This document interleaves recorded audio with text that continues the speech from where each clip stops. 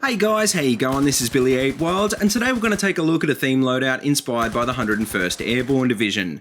The 101st Airborne are a modular light infantry division of the US Army specialising in air assault operations. The division is currently garrisoned at Fort Campbell in Kentucky and are commonly known by the name inspired by their distinctive insignia, the Screaming Eagles.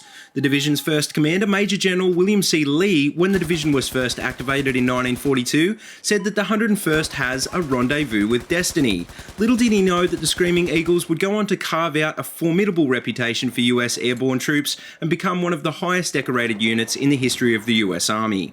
The 101st has played a role in many modern conflicts, including Iraq and Afghanistan, but they're probably best known for their involvement in a number of major battles in World War II. The division played major roles in the D-Day landings, Operation Market Garden, and in the defence of Bastogne during the Battle of the Bulge. During these engagements, the 101st were inserted by parachute and glider behind enemy lines and were often forced to fight against superior numbers of German troops.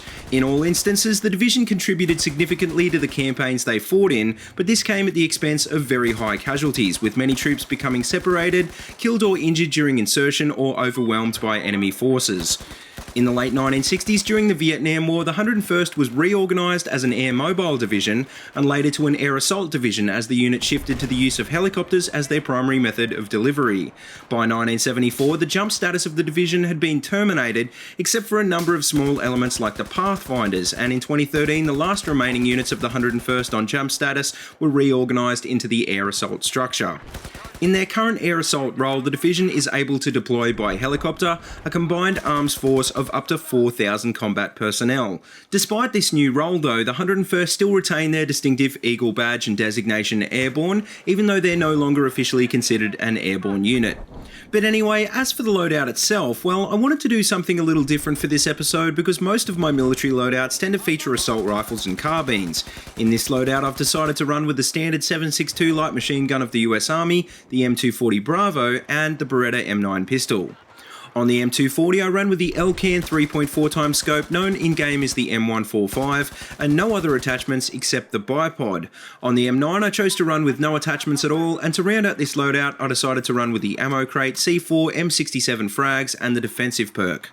So how does this loadout perform in-game? Well, I can safely say, not very good at all. The light machine guns in Battlefield 4 are not very accurate, and the last thing you'd want to attach to an M240B is a medium-range scope like the LCAN. And speaking of the LCAN, well, I'd have to say it's probably one of the worst 3.4x scopes in the game because it takes up so much screen area. The Russian PKA or even the ACOG are both better choices, but for a light machine gun you really want to avoid these high-powered optics altogether because LMGs really don't have the accuracy to make use of them unless of course you're running a bipod. This loadout is terrible for any sort of run and gun playstyle and even worse for an aggressive close quarters playstyle. Really, the only thing this loadout is good for is a passive defensive playstyle where you try and stay in cover and use the bipod to engage long range targets. It took me quite some time and a lot of deaths to realise that this is how this setup is meant to be played. I did pretty well in these clips firing from good positions, but what you can't see in this video is the hundreds of times I wasn't able to find a good enough position and ended up getting killed for it. The key to going on kill streaks with this setup was to stay just behind the action because with the substantial recoil of the M240 and the extra magnification of the scope, I never really felt in control of CQB situations. I can see how a good fast-firing pistol like the 93R could have been a good substitute for the LMG in CQB situations, but in Battlefield 4, by this logic, you'd probably end up using the pistol more than the LMG itself. So would I recommend this loadout, and if I could, what would I change? Well, honestly, I probably wouldn't recommend this one because even though it's accurate to real life, it's just not effective in this style of game. The M240 Bravo is actually not a bad gun in BF4, and it's honestly probably one of my favourite LMGs because of its high damage output. To make it effective though, clearly the LCAN has to go, and I'd probably also throw on a flash hider and switch out the bipod for an ergo or vert grip instead. And what about the gadgets? Well, the ammo box makes sense, but to be honest, if I had the option of running with the airburst, I'd pick it every time over the C4. The C4 is a really risky gadget to use, and unless you like seeing your KD drop, I'd probably avoid gadgets that require you to run up to tanks and LAVs. But anyway, that just about wraps up this loadout, so as always, let me know what you think, and if you have a suggestion for a loadout, then feel free to leave it in the comment section below.